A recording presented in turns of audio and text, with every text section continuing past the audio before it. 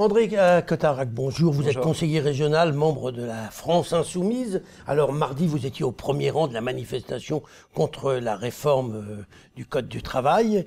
D'abord, la manifestation n'a pas pu avancer, bloquée par la police. Il s'est passé quoi? On vous a vu au premier rang? Alors, en fait, d'après ce qu'on m'a expliqué, il y aurait quelques petites personnes, peut-être une dizaine de personnes qui étaient probablement armées. Hein, ce sont les propos du commissaire. Et donc, ce qu'ils ont décidé, c'est de prendre 90, 100 personnes et puis de les nasser dans une rue, en sachant bien évidemment que la manifestation ne partirait pas, puisqu'il y avait là des syndicalistes, il y avait là des instituteurs, il y avait là des étudiants qui n'avaient absolument rien à voir avec les violences. Mais enfin, ça a évité toute violence quand même, cette affaire, puisque dans beaucoup de manifs, il y a des débordements, là, il n'y en a pas eu. Non, ce qui est certain, c'est que ça a pris 3 heures de retard pour la manifestation. On a des cortèges qui ont évidemment étaient moins denses que ce qu'ils étaient au départ. Et puis, on a quelques journalistes ou quelques adversaires qui, du coup, ont pris des photos de la place Bellecour, où il y avait effectivement beaucoup de monde, mais beaucoup moins qu'à la manufacture des tabacs. Donc voilà, c'est la seule ville où on a pris, oui, presque 3 heures, 3 heures et demie de retard. On peut se demander si cette décision n'avait pas été politique à travers le préfet. Mais ce qui est bien, c'est quand même qu'il n'y ait pas eu de débordement. Ah ben ça, moi j'en suis toujours ravi. Ah bon, dites-moi, c'est quand même pas une très grande réussite. Alors, vous m'expliquez à Lyon, bon, pas terrible à cause de ce qui s'est passé avec la police, mais sur le plan national, tout le monde reconnaît que ça n'a pas été la mobilisation exceptionnelle que vous espériez. Mais Gérard Angel, quand il y a un combat qui arrive, c'est pas forcément le premier appel qui est extraordinaire. C'est la conscience des gens, justement, à travers ces manifestations. Là, on parle de la loi de travail, mais vous avez vu 5 € des APL qui vont être en moins. Là, on veut en mettre peut-être 50. Donc, eh bien, on grappille. Et puis, le sens des réformes qui sont faites depuis Nicolas Sarkozy, c'est toujours moins pour les Français, moins d'avantages. Alors que sur l'ISF, bien évidemment, les plus riches auront un cadeau fiscal de 3 milliards. Donc, 3 milliards en moins dans les caisses de l'État.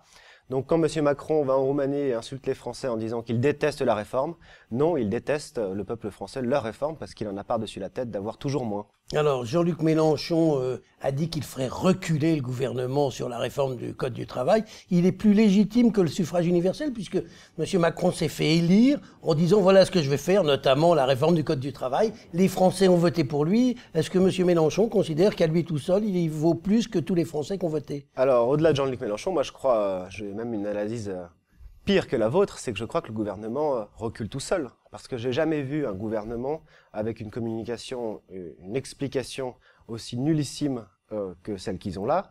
Et surtout, le fait qu'il n'y a vraiment aucun maquillage. On prend aux plus pauvres, c'est-à-dire pour les APL, c'est 36 millions d'économies. Donc on va dire, ah, c'est génial. Mais on fait un cadeau fiscal de l'autre côté de 3 milliards aux plus riches.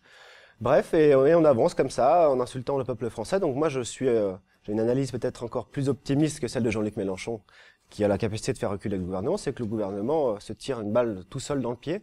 Et concernant l'élection, non, le gouvernement n'est pas majoritaire, absolument pas. Mais le suffrage universel, la démocratie, c'est celui qui a eu le plus de voix qui est élu oui, et qui devient légitime. Vous êtes peut-être contre ce principe. Je crois qu'Emmanuel Macron avait déjà prévu ça, puisque au deuxième tour, de manière irresponsable, il n'a pas dit « votez pour moi » pour faire barrage à Marine Le Pen. Il a dit « ceux qui votent pour moi seront d'accord avec mon projet et je pourrai faire mes ordonnances », ce qui est une vision totalement faussée du suffrage universel au deuxième tour quand on a le Front National en face de soi. Bon, je vois que vous avez une vision, une lecture de l'élection. Une lecture tout à fait objective, Gérard Angel. Non, mais qui est la vôtre? Dites-moi, quelle est votre réaction quand vous entendez votre ami Jean-Luc Mélenchon s'offusquer que le président de la République ait parlé de fainéant, alors que lui-même a employé souvent des grossièretés infiniment plus grandes, faisant preuve d'insultes vis-à-vis de certains ou de mépris vis-à-vis d'autres? Alors c'est marrant parce qu'il n'y a jamais de précision quand alors, on dit Jean-Luc Mélenchon. Il a dit vous êtes un petit con à un journaliste, il a dit à quelqu'un qu'il croisait dans la rue qui était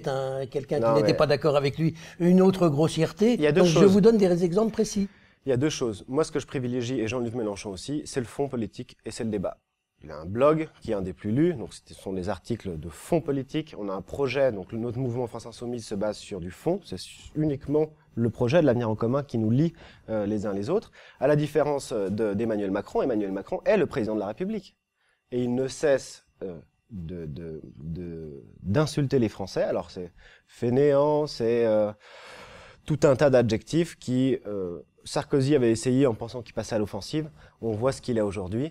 Eh bien, Macron n'a d'autre solution que de recopier Nicolas Sarkozy. Et ben on en restera là pour aujourd'hui. Andrea Cotarac, je vous remercie. Merci, Gérard Angel.